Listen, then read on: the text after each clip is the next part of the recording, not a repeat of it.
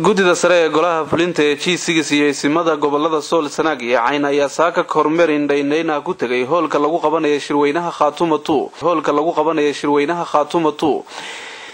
iyo goobaha loogu talagalay inay degaan ergooyinka iyo marti sharafta ka qayb galaysa shirkaasi ee magaalada Taleex. Gudidan ayaa waxa ay mid u arkeen hoyga loo qorsheeyay inay degaan ergada iyo marti sharafta kadib booqashadaasi waxa ay gudida iyo qaar kamid ah isimada ay booqdeen hoolka weyn ee loo asteeyay inuu ku qabsoomo shirweynaha Khaatumo. waxayna halkaasi warbixin kaga dhageysteen qaar kamid ah xubnaha qabanqaabada ee qaabilsan dejinta ergada iyo madaxa ciidamada ammaanka goobta ilaalinaya. buu heersaday oo fiican yahay xaaladaas markay istaagtay hadeerna waliba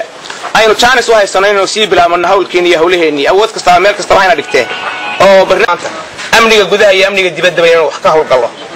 annagii waanu diyaar garaynay arimaha yagii intaasaan ku soo koobay wassalaamu calaykum. waxa macnaha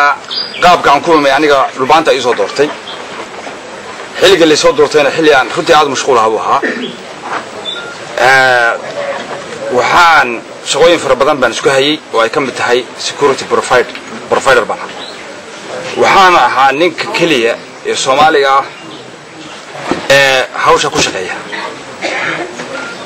qualification haysta si aad darteed runtii dad badan bay la xiriiray 2 bilood ka hor habeenkaamina shaqadii baan bilaabay wixii aan la imina wixii aan bilaabayna waxaan meesha la miibahay oo ii diyaarsanaa anoo ku xisaabtamaya duruufta jirta. intaasi kadib waxaa goobta soo gaaray wafdi ballaaran oo ka soo kacay timay magaalada Buuhoodle kuwaasi oo hogaaminayay Garaad Cabdullaahi Garaad Soofe waxaana si weyn u soo dhaweeyay wafdigaasi golaha G6 gudida qabanqaabada ee G15 isimada reer SSC ee ku sugnaa degmada Taleex oo hogaaminayay garaadka guud ee gobolada Sool Sanaag iyo Cayn Garaad Jaamac Garaad Cali iyo dhammaan dadweynaha ku dhaqan degmada Taleex. kadib soo dhaweyntaasi waxaa halkaasi laga jeediyay khudbado iyada oo ugu horeyn halkaasi ka hadlay Dr. Cali Khaliif Galay inay halka ka dhacdo halka aynu ka gaadhno la ikraaha fi diin cidna lama khasbayo laakiin dani waa seeto marka ninkii baanaya lagu fasax ninkii tala dhulbahantahayo yaama tala Soomaaliyeed oo lagu hirtahayo dahad burhaanak yaynan ishaaraamin. sidoo kale waxa isna hadalka lagu soo dhaweeyay Garaad Jaamac Garaad Ismaaciil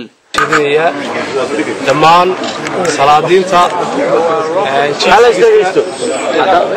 guddiga qabanqaabada ee Khaatumo haweenka salaanka bacdi waxaan u malaynayaa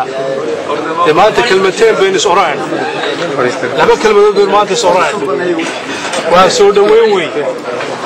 oo aanu idinku soo dhaweynayno Taleex isimaduna aniga iyo madaxweynaha halkan ka hadlo maanta waxaan idinku soo dhaweynaynaa magaalada Taleex xaruntii Daraawisheed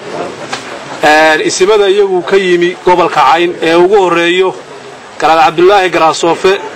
iyo Garaad Salebaan Buraale Awaadan iyo Cuqaasha iyo culimada. ugu dambeyntii waxa isna madasha ka hadlay Garaad Cabdullaahi Garaad Soofe oo ah garaadka hogaaminaya wafdiga ballaaran ee ka socotay magaalada Buuhoodle oo u mahad celiyay dadkii soo dhaweeyay